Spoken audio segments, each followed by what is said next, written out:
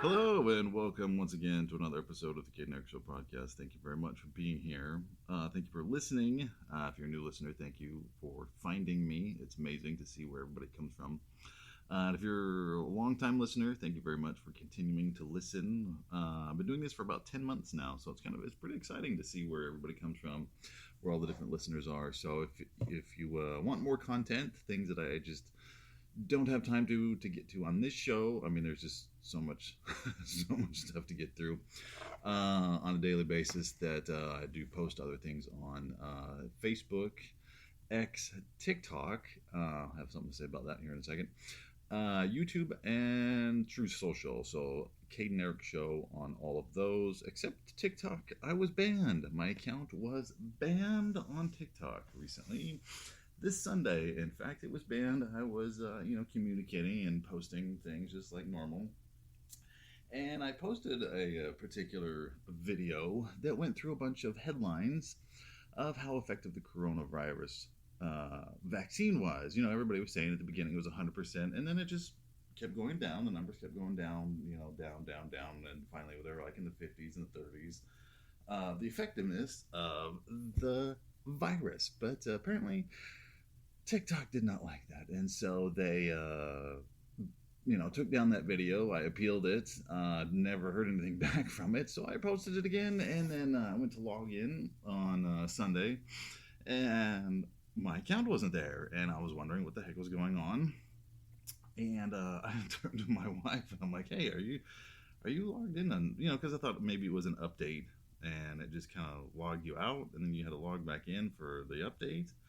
And she logged into hers just fine, and it was fine and dandy. So I'm like, well, here, look up my account, will you please? So she looked it up, and lo and behold, my original account, Kate and Eric Show, was banned. So apparently they didn't like the fact that they were being called out, because it is a Chinese-owned and operated company. So they didn't like the fact that I had posted a video stating that their stupid little scheme that went across the whole entire world was being called out for bullcrap. So they didn't like that, so they banned me. So my new account, it's the same pretty much, except the word "the" is in front of it. So the Kate and Eric Show on TikTok, you can go find there. I've restarted it again. It just sucks because everything that I had posted, most of it anyway, is gone. So all my saved videos and everything like that. So it's kind of a real pain in the butt. But I won't let that stop me. So I continue to post things. So the Kate and Eric Show on TikTok. So how's everybody doing this week? Hopefully everybody had a great week. Some fun things happened to me this week. Yesterday, of course, was the amazing and wonderful Super Tuesday.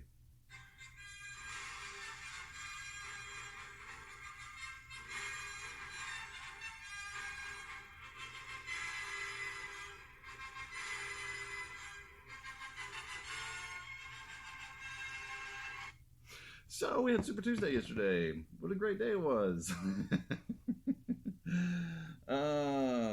Usually if you're a follower of this show, I usually talk about sports, but there's not a whole lot of sports stuff going on. I mean, there's spring training, there's the NBA, there's NHL, but I don't really follow the other two.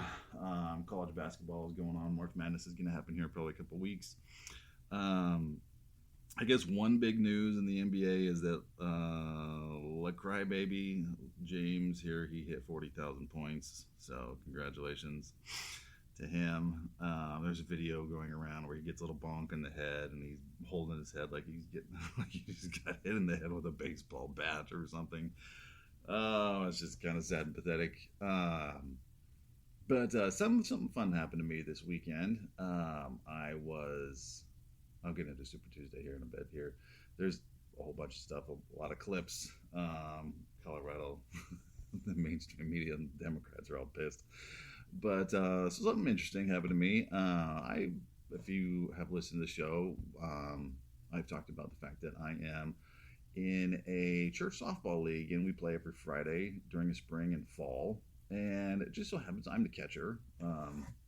And so, every game I crouch down like just like normal. It's softball, so it's the baseball, or that it's not coming at you, 80, 90 miles an hour or anything like that. And so I've never worn a mask, as a catcher. And I've thought about it in different seasons, not really this season, but I've thought about it different times where maybe I should wear a mask, back there. But nothing happens. I don't get hit with foul balls at all, or with the bat or anything like that. But it just so happened this Friday that I was crouched down like a catcher would be, and the pitch came, and then the next thing I knew, the ball was right in my head.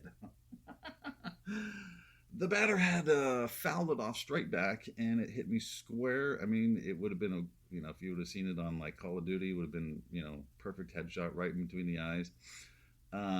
And so luckily that was in our league, if you hit too many foul balls, you're out. And so it was that guy's last foul ball, and he was out.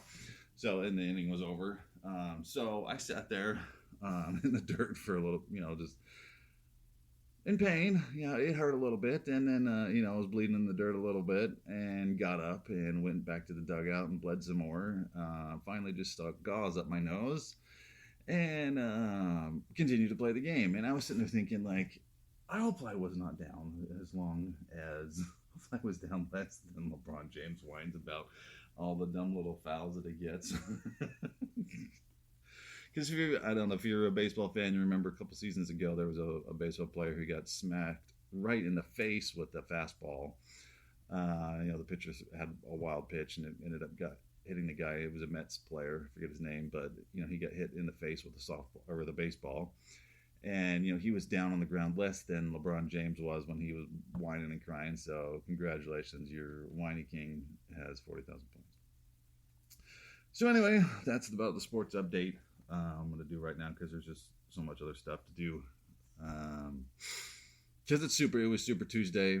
Hopefully everybody had a chance to go out and vote. And then there were some numbers that I want to go over. There were some just different things that I want to go over with that. Because it was pretty, was it a surprise? Was anybody surprised at the results?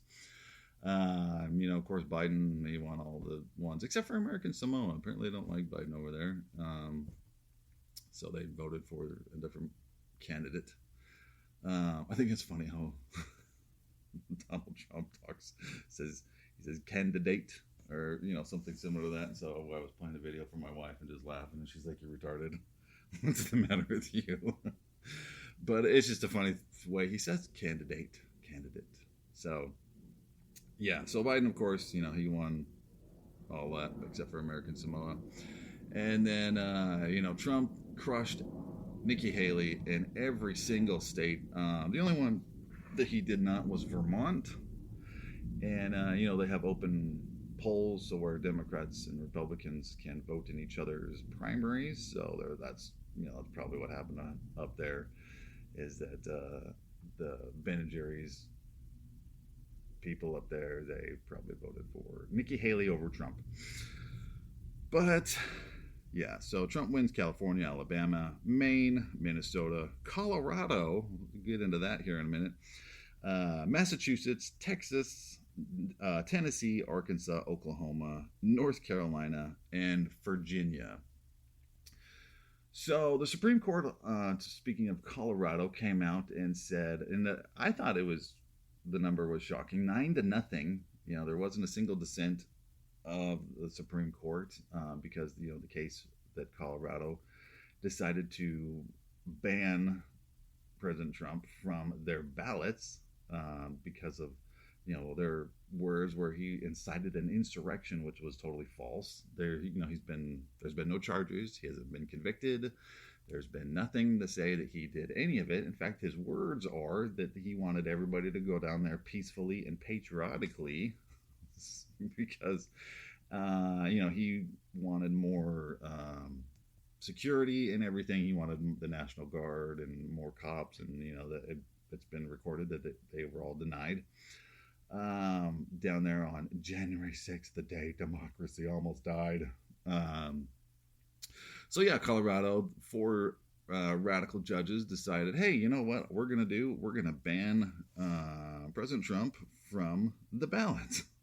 And he went all the way to the Supreme Court, and they, in a crushing defeat of these four radical judges, said, yeah, no, a state can't sit there and decide on a federal level who gets to run. So, if they want to do that on a local or within the state there, maybe they can kind of do that. But the Supreme Court was like, no, you stupids, you can't do that.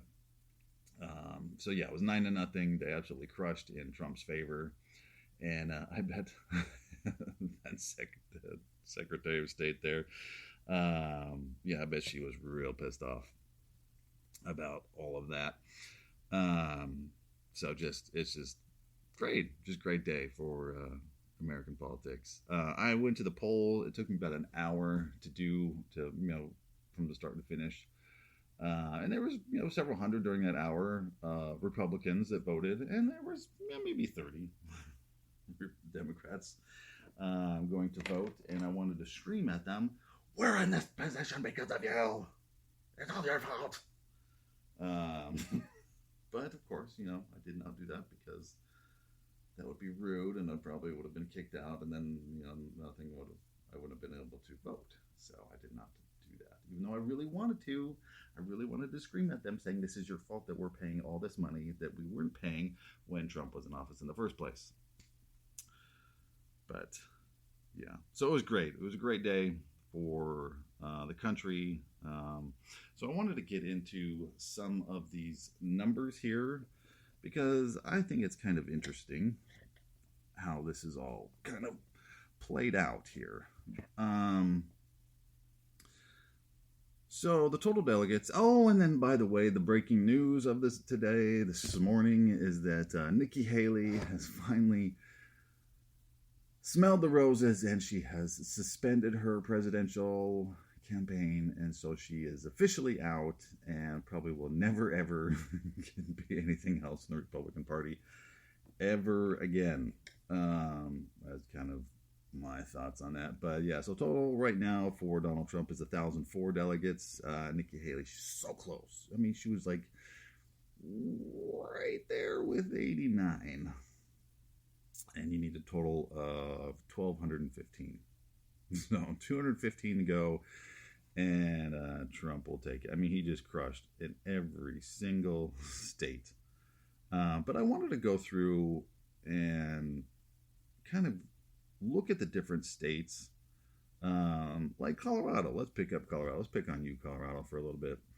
So the total reporting as of right now is 82%. I don't know why it's not 100%. I mean, that was yesterday.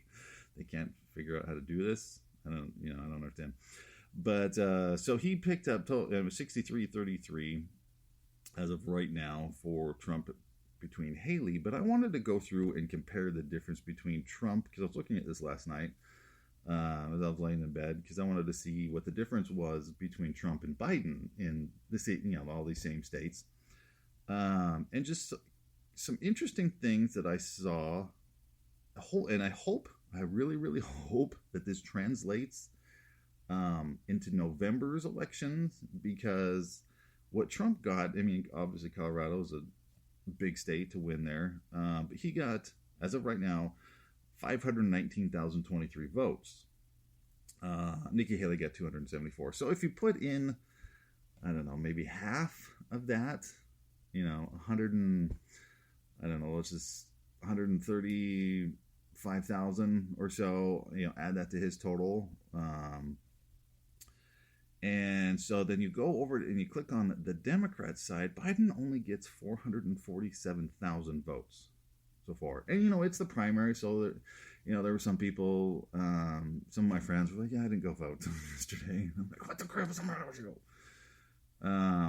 But if that translates to November, I mean, he beats him. Trump beats Biden, right? Even with, there's uncommitted delegates. They, that wasn't really that big a deal for Colorado, but some of these other states are. So yeah, so Biden 447,000 and Trump crushes him, if you add on part of Nikki Haley's, over 600,000. And that's just Colorado. So if you go, let's go to a different state here. A different, one that actually is let's go to Michigan. Let's go up there to Michigan. So this is 99% reporting in. And you've got Trump with almost 760,000 votes. Nikki Haley had almost 300,000.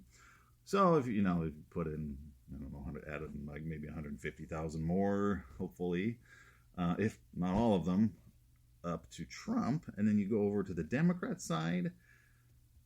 Yeah, Biden doesn't win. He does not win. He has 623,000 compared to Trump's 760,000. So I don't know. I mean, is this something that will translate in November? I certainly hope so. I certainly hope that the country is woken up everywhere. It's not woke. We don't want the country to go woke and be wokeism and infected with that cancer. But just kind of some interesting things. There's I think Rashida Tlaib's from Michigan. Is that right? I believe so. She's all, because the left is just eating themselves alive right now. You have these like pro-Palestinian, pro-terrorist people going after Alexandria Cortez when she's coming out of a movie theater saying that, oh, why did you call the what's going on in Gaza a genocide? And she's like, I did. And they're just hounding her. You got Rashida Tlaib up there in Michigan saying, all these people, we're not going to vote for Biden because he won't side with, the Palestinians, even though this whole mess is their fault in the first place. So the uncommitted is about a little over 101,000. They're up in Michigan. And, I mean, I don't know. Just looking at them, Michigan. Let's go to a different state here. Minnesota. Let's go to Minnesota. Cold, frigid place I live. Thank you to everybody who listens up there. But I did not enjoy my time living in your state. I'm sorry. But let's see. Minnesota, 232,000. Nikki Haley gets almost 100 there. And then you've got Biden here coming in with 171,000. So, I mean, is that going to translate? I'm not an expert in any of this, all the numbers and all that kind of stuff. I just do this because I'm pissed off and I want the country that I grew up in to come back the way it was. But if that's the truth, if that's how things are going to shape up in November, I mean, I think Trump is going to do really well, hopefully. But I thought that in 22, when I thought, okay, there's going to be a giant red wave because everybody's sick and tired of the crap that's going on in the country. And that didn't really work out very well. The only one that came through that didn't go that way, the way that I'm kind of leading here, is California. Trump gets a little over 1 million, almost 1.1 million there in California. Nikki Haley's got, 200, almost 250,000. Give her a little edge there because there's only, I don't know why, there's only 49% reporting so far. And then the Democrats, Biden does beat him in California, 1.6 million. So, I'm not really surprised there. Then of course the other big blue states, New York, Illinois, they have not voted yet. Florida hasn't voted yet either. So I don't know, just kind of some interesting things that I saw in Nevada. Nevada here, 112,000 with 89% reporting in for Biden right now. And then you've got Trump here coming in with a little under 60,000. So, yeah, maybe not Nevada. But, I don't know, just something interesting to look at, kind of keep track of. New Hampshire, here we go, the neighbor to Vermont, coming in with 99% in, 176,000. Nikki Haley actually got 140,000 there, so the race was a little tighter there in New Hampshire with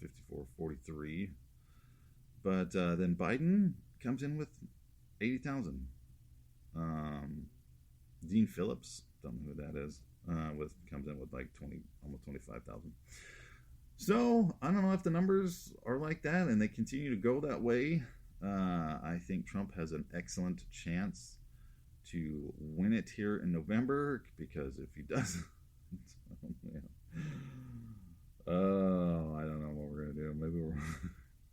Maybe we'll just break off Texas and be like, all right, this is what y'all want, just bye, see you later, and we'll just kind of do our own thing down here, and everybody else who supports Texas will just kind of be like, all right, bye bye, see ya.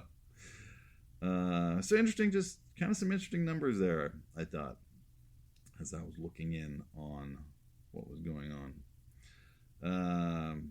Here in Texas, of course, there's still way too many freaking people voting for Biden here in Texas, though. 826,000. Jeez Louise.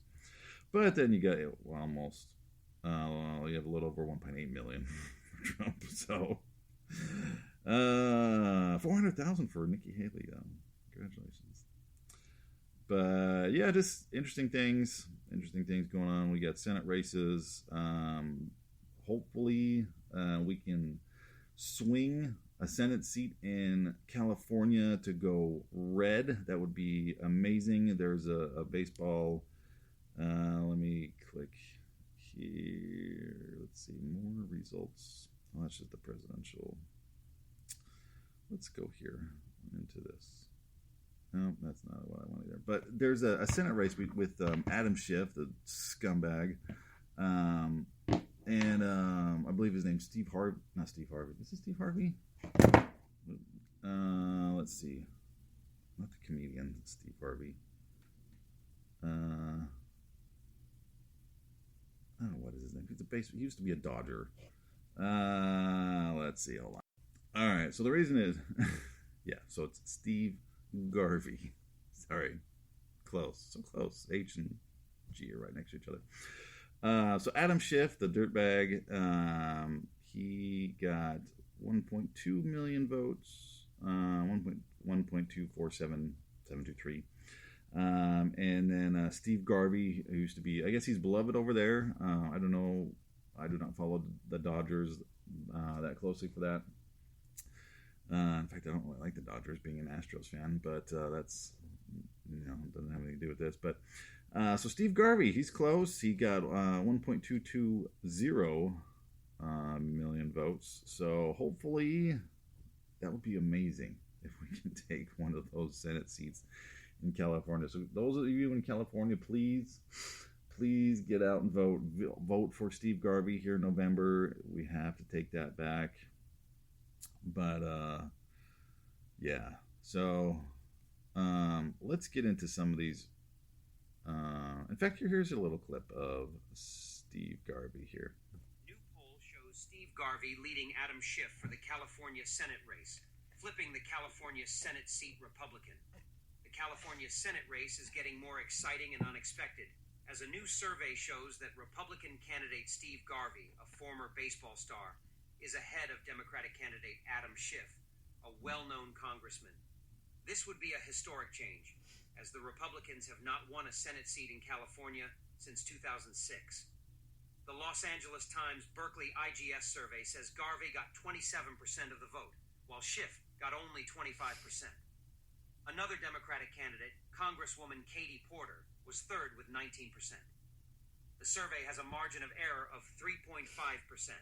Garvey, 75, is one of the greatest baseball players ever, with 10 times being picked for the All-Star team, 4 times winning the National League, and 2 times winning the World Series. Garvey declared his candidacy for the Senate in December 2023 after Senator Dianne Feinstein passed away at the age of 88. All right, well, as a baseball fan, I feel ashamed I don't know who this guy is. I'll admit that. So Steve Garvey, great Dodger. So those of you in California, please get out and get this guy elected, for heaven's sakes, because we have to get this thing turned around. we have to get this thing turned around here, because I don't think we'll survive another 4 years of this dementia guy, or any other Democrat for that matter right now, because they are just so far just out of their freaking minds. It's just insane. I just don't understand it. So let me get into some of this other stuff here too. I wanted to go through and do some of his victory, some part of his victory speech, which I was sitting there watching Fox News yesterday at work, and they were sitting there doing a big party here, this big celebration. They were comparing it to like a big, main or general election party. They had like 1,000 people there. One of the Fox News reporter was reporting that, and then on the flip side, Nikki Haley didn't have anything planned. Just was gonna stay home and get some hot cocoa, curl up with a blanket and a good book, and just kind of ride out the night or something. I don't know, but yeah, there was nothing going on in South Carolina there for her, which is kind of weird. And then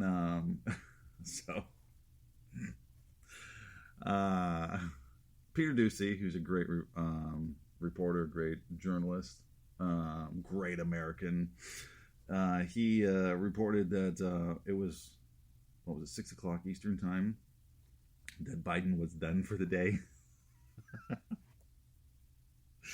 The guy that's supposedly full of vim and vigor, and he does laps around everybody there at the White House. He was done by 6 o'clock p.m. on Eastern time. He wasn't going to do a speech. He wasn't going to do anything, probably because he didn't know what the heck was going on. His meds had probably worn off by then, and they were like, "Yeah, we're just not going to do anything." So, yeah, he was done by 6 p.m. It wasn't going to do a statement or a party, but State of the Union, though, kind of a little side note, is this Thursday, so that's tomorrow, since today's Wednesday.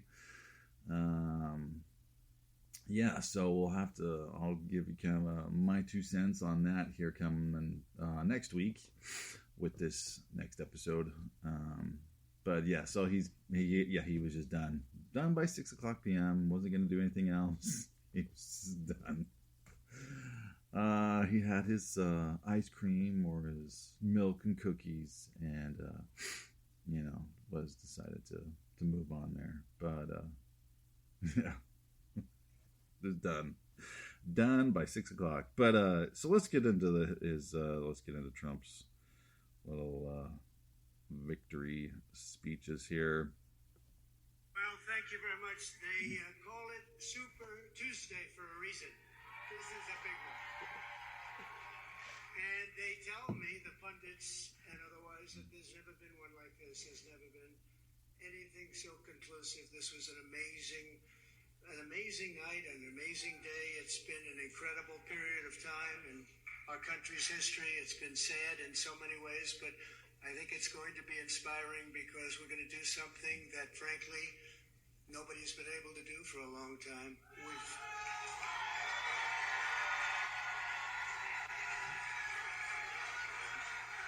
We've watched our country take a great beating over the last 3 years, and nobody thought a thing like this would be possible. We wouldn't have Russia attacking Ukraine. We wouldn't have Israel being attacked. Iran, as you know, was broke. When I was running things, they were broke. They didn't have money for Hamas. They didn't have money for Hezbollah. We had no inflation. Inflation is destroying the middle class. It's destroying everything. Inflation, if you look back over the history, hundreds of years back, it's called inflation. It's called a country buster. And that's what it's doing to our country. What's happened with inflation has been unbelievable. A lot of people say, a lot of experts have said the stock market's the only thing that's doing well, and that's doing well because our poll numbers are so much higher than Joe Biden's.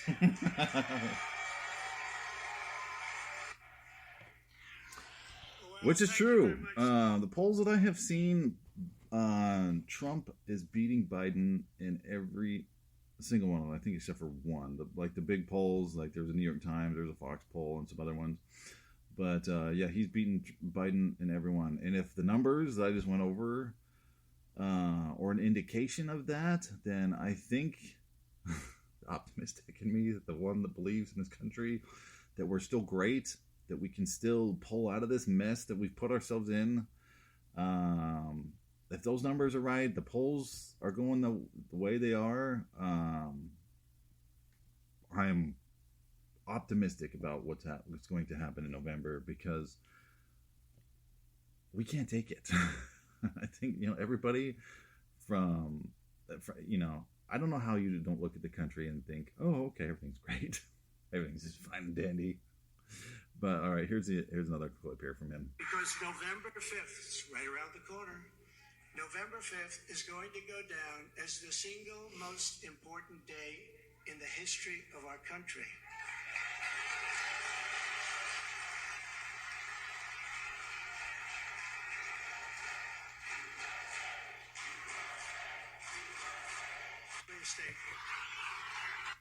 I have to say that coming out of the poll yesterday afternoon and casting my vote, I was pumped up. I was fired up. I was fired up the whole day, because just the amazing, and I created a video you can look up more kind of what I said about that, but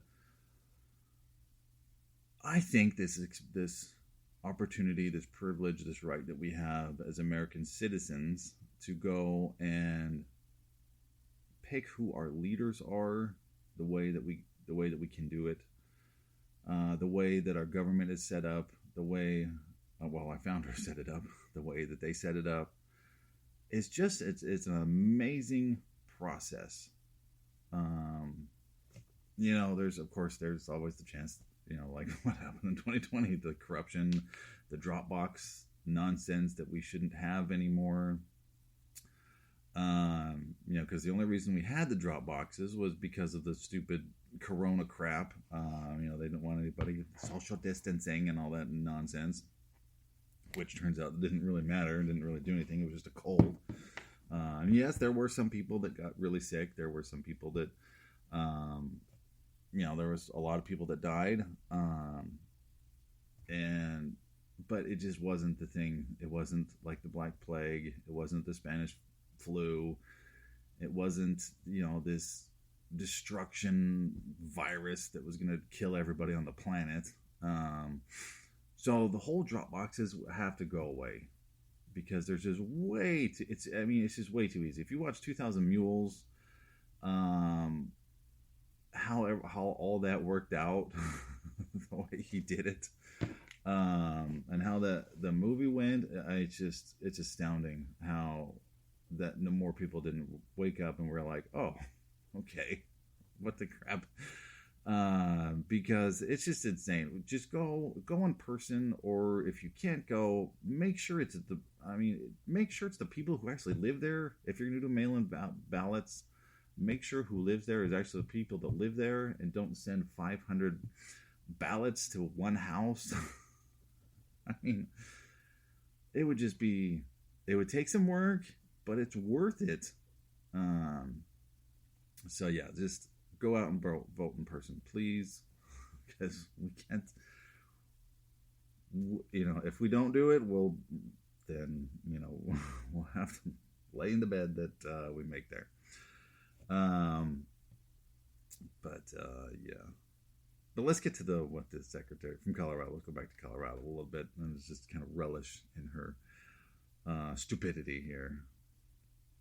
This was let me pull the right clip just a minute. And here we go. It was a unanimous decision, and it seemed pretty clear where it was going after the oral arguments in front of the Supreme Court. Is there anything within this decision that surprised you, though? After oral argument, I'm not too surprised. I would have liked the decision a little sooner. As of Thursday night, over 400,000 ballots were already cast in the Republican primary for president. I think the larger picture is it's as clear as day what Donald Trump did. He incited that violent mob and rushed onto the Capitol to try to stop the peaceful transfer of presidential power. Oh my God. And his attacks and his allies' attacks on our democracy have not stopped. We're not a democracy, honey. Oh, that's the end of the clip. Oh my gosh. Oh my gosh. Just the delusion. She's so delusional. Let's go back and take a listen to what Trump actually said. All right, so here's what he exactly said. I know that everyone here will soon be marching over to the Capitol building to peacefully and patriotically make your voices heard. Today we will see whether Republicans stand strong for integrity of our elections, but whether or not they stand strong for our country. And the Congress. So, what are the words? What are the violent words that he said right there? He said, march down there peacefully and patriotically. Does that sound violent? Is any of that rhetoric sound violent? Is any of that, any of those words, did he say, go down there and burn the building to the ground? Did he say that? No, he didn't say that. He said, go down there and peacefully and patriotically make your voices heard. I mean, it's astounding. Just the lies that come out of their stupid faces. Because of the decision from the Supreme Court, they allowed Trump to be on all the ballots, and they said, the states can't decide what happens on a federal level like that. Democrats are already trying to keep him off anyway, even after the Supreme Court. Here is Republican Representative Jamie Raskins, a Democrat, of course. Here's his little 2 cents on what's going to happen now, or what he thinks is going to happen. A number of my colleagues, including Debbie Wasserman Schultz and Eric Swalwell, to revive legislation that we had to set up a process by which we could determine that someone who committed insurrection is disqualified by Section 3 of the 14th Amendment. And the House of Representatives already impeached Donald Trump for participating in insurrection by inciting it. So the House has already pronounced upon that, and I am working with a number of my colleagues, including... Oh my gosh. Oh, holy crap. So you just heard the words of the president saying to go down there peacefully and patriotically. He's not been charged with an insurrection. There's nothing happened. There was no insurrection. There was people that marched down to the Capitol building. There is video evidence of Capitol Police shooting rubber bullets at them, shooting tear gas, shooting other types of things into the crowd to rile them up. There is evidence of federal agents in that crowd dressed as Trump supporters, Antifa members dressed as Trump supporters, breaking windows, inciting more riot, inciting them to riot, marching around.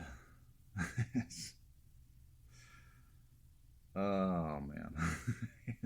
I mean, the evidence is there. There's video evidence. There's audio evidence of everything that they say is a lie. And yet they still say that January 6th was this awful day. They cry about it. They whine about it. They say how awful it was. They point the picture that this just this awful, horrible day. Like that children's book, No Good, Awful, Horrible Day, or whatever it was called, where he gets gum in his hair and he has all these horrible things happen to him. That's what they were saying happened on January 6th. I mean, the fact that Kamala Harris, whatever her stupid cackling name is, can sit there and say and compare January 6th to 9/11, where terrorists flew airplanes into our buildings, killed almost 3,000 people, a little over 3,000 people. 343 brave FDNY firefighters died that day. Pearl Harbor, where the Japanese bombed our ships, the Navy, the shipyard in Hawaii, where almost 3,000 people died. To compare those two dates to January 6th,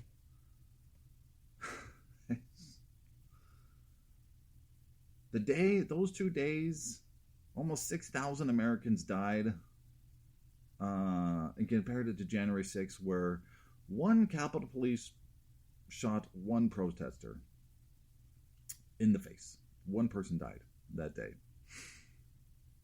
Maybe there were some injuries. There were some obviously injuries from being shot by rubber bullets, and some other things happened to the protesters. But yeah, one person died that day. One, just one, and it was a protester by Capitol Police. But the other 2 dates, 6,000 combined, was around 6,000. But those 3 dates, apparently, to the left, are the same. It's like the Sesame Street thing. One of these two things doesn't belong. And January 6th doesn't belong in the same category, in the same ballpark, in the same freaking universe as Pearl Harbor on December 7th and September 11th, 2001. Those are not the same. Not at all.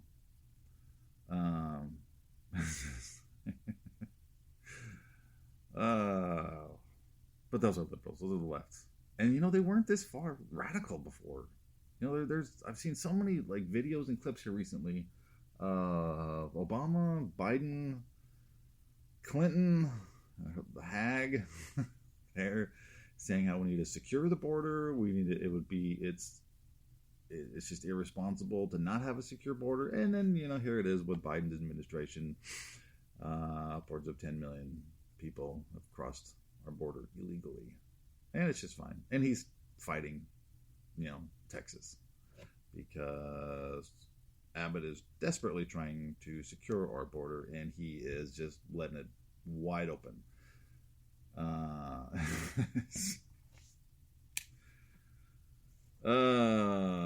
But speaking of Sesame Street, I was going to save this for last, but there's something else I really, really, really want to get to that I have not for the last couple of weeks.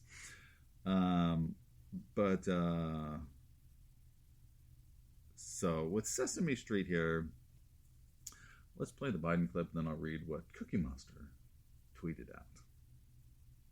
In fact, some of the small snack companies, you won't, and think you won't even notice what they do.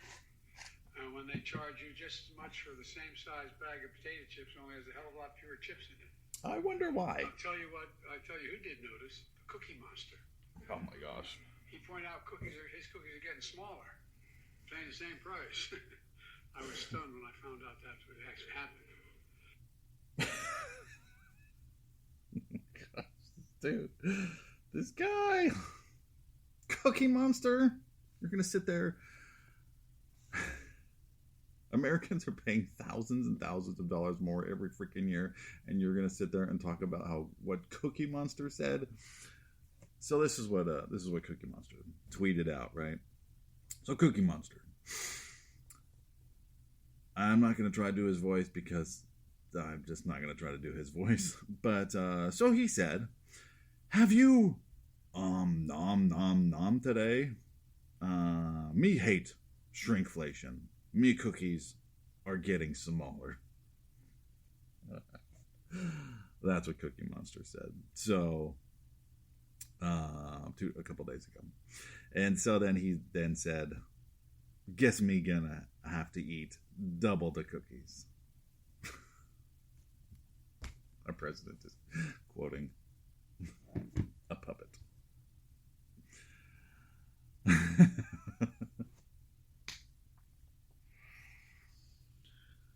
Oh my gosh. Because, Sesame Street's gone woke right now anyway. So it's gone woke with its stuff. Elmo, there's, I won't get further to that because there's other stuff I want to get to. But yeah, Sesame Street's gone woke. It's not the same Sesame Street as we were growing up. But yeah, he's quoting Cookie Monster. He thinks that's a big thing. He thinks that's fun and great. Yeah, Cookie Monster. He thinks that the shrinkflation. I wonder why things are less and cost more. Why you get less and it costs more. Wonder why that is there, Joe. Is it because inflation was out of control and, they always claim that it's back or it's down? Sure, it's down. It's down from its height of that it's ever been in the history of this country. Yeah, it's down from that, but it's not down where it was when you first started there. No. But yeah, the brilliant words of a blue puppet that eats cookies. I'm actually kind of surprised that monster is still there, actually. I'm surprised he hasn't been taken out and he's not like the vegetable monster now, because cookies, they'll make you fat and they have all that nonsense. There's other quotes from Biden about Trump here. If Trump returns to the White House, all of this progress is at risk. Well, I freaking hope so. Everything that you've done is at risk. Let's go. Because we need to turn this ship around. We're headed for a waterfall. But yeah. Excuse me. But apparently, the White House and Trump and everything, or Biden is Biden's new strategy to go after Trump's jugular, according to this Axios. Biden has told friends he thinks Trump is wobbly. Says the guy that's fallen up Air Force One stair multiple times, got tripped up by a sandbag at Air Force, fell off his bike. Let's see what almost fell down the stairs in Japan. The guy that can barely walk around the grass. He does a stupid little fake jog all the time. But yeah, that guy, Trump's wobbly. Okay. So he thinks Trump is wobbly both intellectually and emotionally and will explode if Biden mercilessly gigs and goads him. Go haywire in public, as one advertiser put it. So yeah, they think they're going to go after him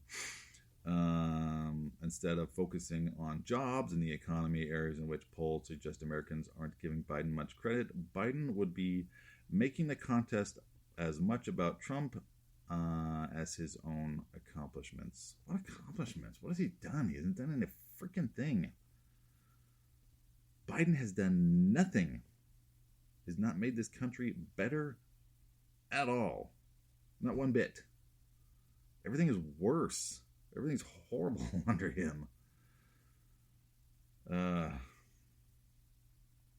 So, yeah. There's a tweet here from Congressman Wesley Hunt. President Trump spoke. This was last night. President Trump spoke to the nation tonight. He was strong, he was focused, and he was ready. Biden was on primary ballots tonight. He said nothing. The contrast speaks volume. The stakes couldn't be higher for America. That is what a commander-in-chief looks like. Absolutely. I mean, it's freaking Super Tuesday, and you're going to go to bed at 6 o'clock Eastern time and just be done for the day. There's no speech. There's no anything. 16 states or is it 15 states in a territory, I think 16 total, voted yesterday, and you're not going to say a single word? Okay. But he wants to be the next president. He wants to be president again. So Super Tuesday was great. I enjoyed voting. It pumped me up. So it's kind of funny. After being banned, my first account on TikTok, and then maybe getting hit in the face with the foul ball there. That's funny. My daughter and my sister-in-law, because my brother, if you listened a few episodes ago, my brother plays on the same team. So his wife, my sister-in-law, and my daughter, my next at bat, hit the ball, and I got a hit. And they were like, "Man, you ran faster down that line than before." And I guess just getting hit in the face with the baseball or with the softball, and then getting my account banned, it just fired me up because I'm just pissed is an understatement about what is going on. More so now because, all those that I had reached, all the videos and things, everybody that had commented, everybody that followed me, it's just gone. And it makes me so angry that this kind of stuff happens here. So maybe, just follow me on other things and you can see everything. So the one thing that I really wanted to get to that I have not gotten to in the last couple of weeks here is another side note. We'll do a little international news here. France becomes first country to make abortion a constitutional right. France doesn't have enough problems with their immigration policies. They've allowed everybody to come in, and they, apparently Paris isn't the beautiful city of lights anymore. There's videos of just garbage and crap everywhere, just, I guess, like every other major city around the world. But yeah, France has now made it a constitutional right to slaughter their innocent unborn children. Congratulations. France is going to go bye-bye. It's going to go downhill even more. So that's just a little side note. So the one thing I wanted to get to is that a Harvard professor, he did a study, because, we're always talking, last week I talked about the race between, races, race, whites and blacks and Hispanics and everything, and how they have voted over the last 4 general elections. And it's just astounding how blacks have voted Democrat, especially when Obama was running. It was like 95, 96% of them voted for Obama. And Trump's actually gaining ground with them right now, because I guess some of them are finally waking up and realizing, hey, the Democrats for the last 60, 70 years have not done anything. In fact, let's go over some of the other things that the Democrats have done. Let's go this one. So, that's not what I wanted to do. Hold on just a second, just a minute. Technical difficulties here. Here we go. Okay, so Kamala Harris made a speech that said we shouldn't overlook and rewrite the ugly parts of our past when it comes to American stories. So there was a list here that at the mic with Keith, he's Blaze, he's one of the Blaze DJs there,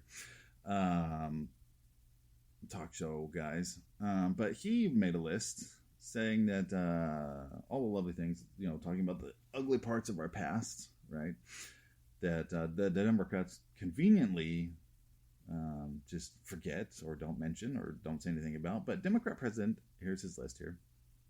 Democrat President Andrew Jackson forcibly removing Native Americans on the Trail of Tears. Democrats fighting a civil war to keep their slaves. Democrats creating the KKK to intimidate blacks. And I talked about this last week. Democrat President Woodrow Wilson segregating the U.S. military while promoting the KKK from the White House. And I went over that article from the History Channel on that last week. So if you want to listen to that and everything that he did, go check out the previous week's episode. So Democrats pushing for more than a century the original goal of eliminating black babies through predominantly urban Planned Parenthood centers, because Margaret Thatcher was one of the founders of Planned Parenthood, and her whole goal was to eliminate the blacks because she's a racist and Democrats are racist. Democrat Franklin and President all in one word. President Franklin Roosevelt putting Japanese Americans in internment camps. That was a Democrat. But he, the list from a few weeks ago, he was the second greatest president in our history.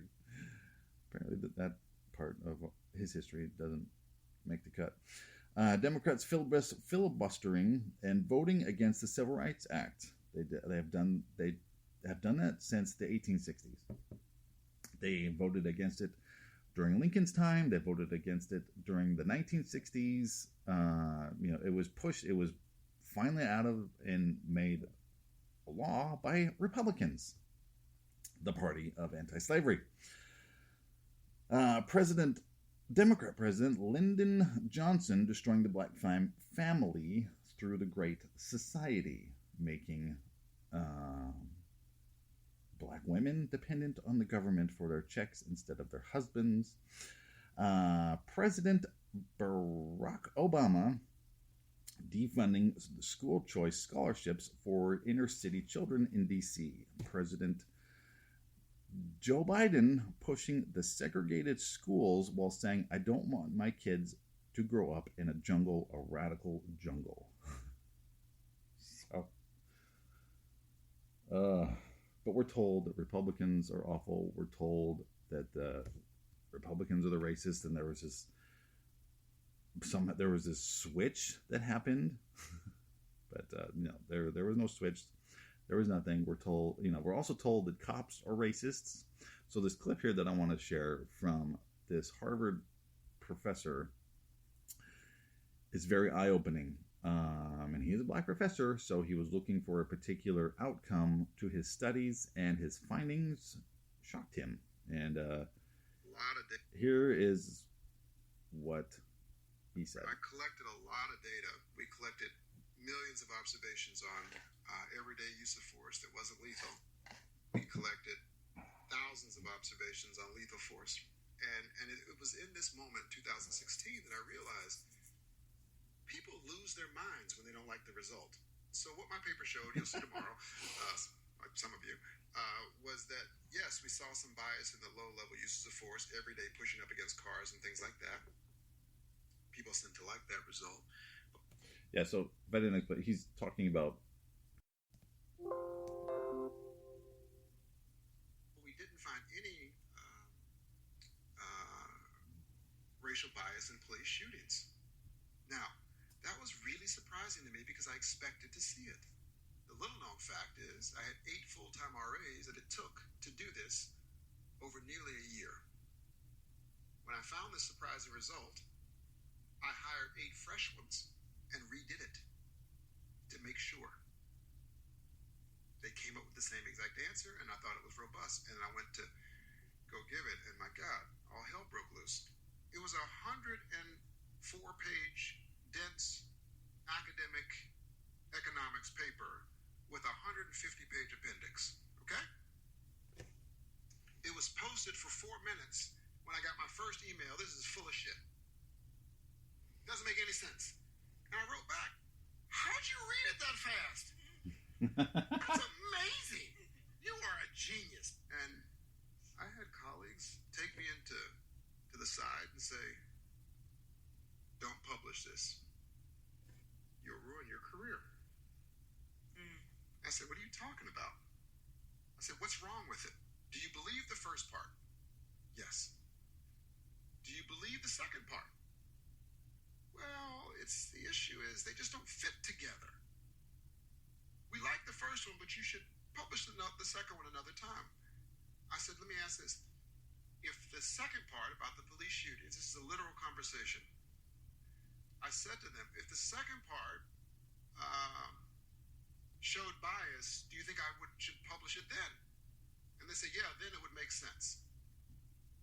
And I said, I guarantee I'll publish it. We'll see what happens. So it was I lived under police protection for about 30 or 40 days. I had a 7-day-old daughter at the time. I remember going and shopping for, because, when you have a newborn, you think you have enough diapers, you don't. So I was going to the grocery store to get diapers with the armed guard. It was crazy. It was really, truly crazy. But that's the left there. That is the left for you. They cannot win in the arena of ideas, to quote the great Rush Limbaugh. They cannot win in the arena of ideas, so they're the ones that are the blind ones. I mean, look at what happened. They talk about how January 6th was awful. Why don't they go back a couple years to January of 2017, when Democrats and the left burned buildings down in D.C. They burned cars. They did all kinds of destruction and damage in January of 2017. Is this a few years ago? 7 years ago. Holy crap. The year the Astros won their first World Series. Thank you very much. And then you go back to 2020. It was, 6-7 months of just destruction by BLM and Antifa all across the country. But they talk about how there's been this great switch between Republicans and Democrats. When the Republican Party was established as the anti-slavery party. I guess that fact in history just gets washed over, just like everything else. So it's just insane. These people are just insane. Because if it doesn't fit their narrative, if it doesn't fit exactly what they want, if it doesn't fit this anti-American, that white people are the problem, the cops are the problem, Republicans are the problem. Now, granted, I will give them that Republicans have not pulled their way. It's like they go to D.C. and they lose their minds and they become stupid. I swear that happens to them. Some of them, maybe most of them, because they just can't seem to get their heads out of their butts. But yeah, it's just the party. I mean, it's just completely different. They're just completely different. And how we pull together, become unified again, because we were unified. There's another thing that I saw here where racism wasn't really a big deal in the 90s and the early 2000s. I don't remember that being a big deal at all. But as soon as Obama comes in and he made it everything, if you didn't agree with them, if you didn't agree with the Democrats, if you didn't agree with him, if you didn't agree with whatever it was, you were a racist. And it just burned that division, the Great Divider, you can call him. They always talked about how he's the great Messiah. But the Great Divider has been responsible. That BLM came around when he was president. But yeah, just Super Tuesday was great though. It was a great opportunity. I loved it. I love the opportunity we get to vote and make decisions in this country that will make it great. So please, if the numbers are there and if it points that direction, the way I was looking at them, hopefully it does. For November, I think we'll be okay. Whether you like Trump or not, if you think he's a scumbag, if you think he's personally a douchebag, he did great things for the country. He really did. We had more money. And, I wasn't the staunch Trump supporter. When I first heard of him running years ago, I was like, what the crap? Donald Trump, really? The guy, the apprentice, you're fired. That guy's running for president. Come on, this has got to be a joke. And he won the nomination, and I was like, come on, this is ridiculous. And I did not vote for him in 2016. I will tell you that. I'm not this Trump supporter forever guy. I did not vote for him in 2016, but his presidency, during his presidency, it changed my perspective, and I have liked him ever since then. And he is just getting more and more support anytime there's an indictment, anytime there's some crap comes out about him that the left spews out of their lying sacks of crap faces. He gets more and more and more support. It's clear. Super Tuesday, he crushed everywhere, except the open primaries in Vermont, where that probably wasn't really accurate. But I guess, Nikki Haley, she won DC, so congratulations, you won the disgusting swamp. Good job. But Trump has just crushed everywhere, even her home states. So hopefully this November, the optimistic side of me, the side that thinks that America is still great, is still a great nation, still the land of opportunity.